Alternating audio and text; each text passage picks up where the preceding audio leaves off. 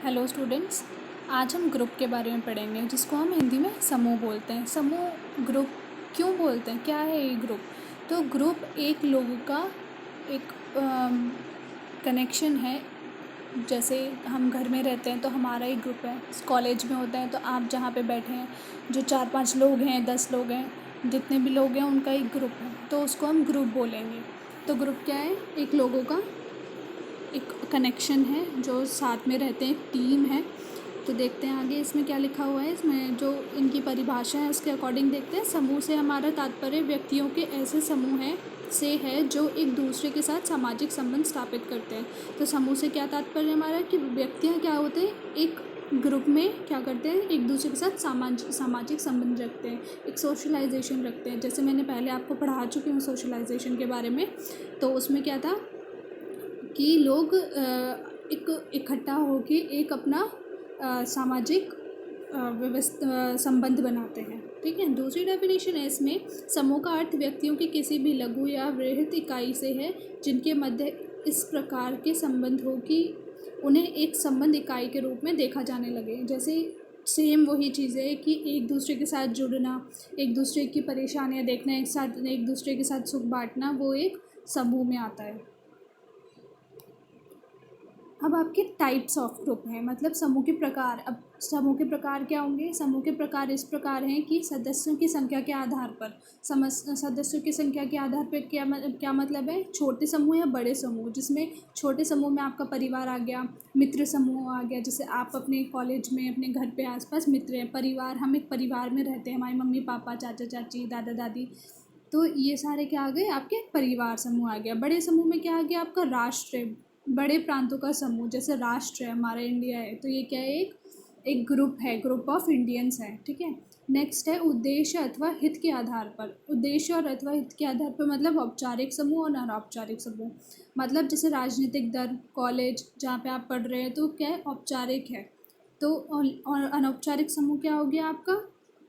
जैसे ward staff समूह पढ़ो, सदस्यों के मध्य हम की भावना होती है। जैसे बस ये हमारा ग्रुप है, अरे ये हमारे नर्सिस का ग्रुप है, ये हमारे जीडीएस का ग्रुप है, तो एक अलग अलग समूह बनाया जाता है।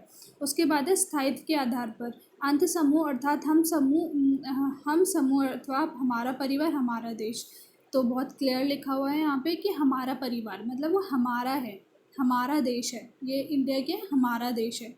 ब्रह्मा समूह अर्थात वे समूह जिन्हें हम अपना नहीं समझते, जैसे विदेशी राष्ट्र। कुछ जो समूह हमें, जिनको हम अपना नहीं समझते, जैसे विदेशी समूह, जैसे चाइना, ऑस्ट्रेलिया, ये पाकिस्तान, ये क्या है? विदेशी समूह है जिनको हम अपना नहीं समझते हैं।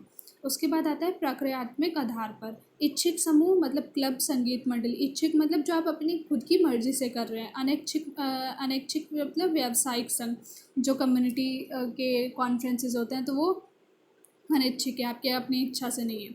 आकांक्षा के आधार पर, इस आधार पर संदर्भ समूह का निर्माण होता है। मर्टन ने उस समूह को संदर्भ समूह माना है जिसका कोई व्यक्ति सदस्य नहीं है परंतु सदस्य बनने की आकांक्षा रखता है। यह आकांक्षा उसकी मनोवृत्तियाँ, मूल्यांकन तथा व्यवहार को प्रभावित करता है। मतलब इसमें क्या है कि आप, वो एक समूह से जुड़ना चाहता है लेकिन जुड़ नहीं पाता। उसका मन है, वो करना चाहता है एक समूह से जुड़ने का, पर वो किसी वजह से नहीं कर पाता है।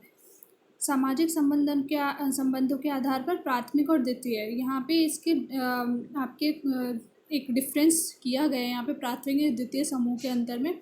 इसको एक बार अच्छे से पढ़ लेना, आप सबकी बुक में है। ये सेम चीज़ें हैं जो हमने ऊपर से नीचे तक अब तक पढ़ के आए हैं, वही हैं। बस थोड़ा सा ये है कि आपको इसको डिफरेंस करना आना चाहिए।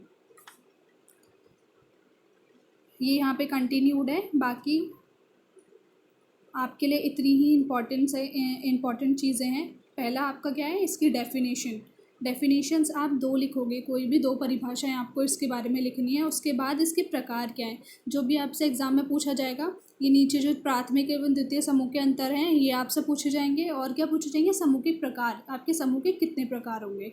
तो ये आपसे आपका ग्रुप मतलब समूह का टॉपिक हो गया। नेक्स्ट क्लास में हम आपका पढ़ेंगे सोशल स्ट्रेटिफिकेशन मतलब सामाजिक सत्रीकरण। Thank you.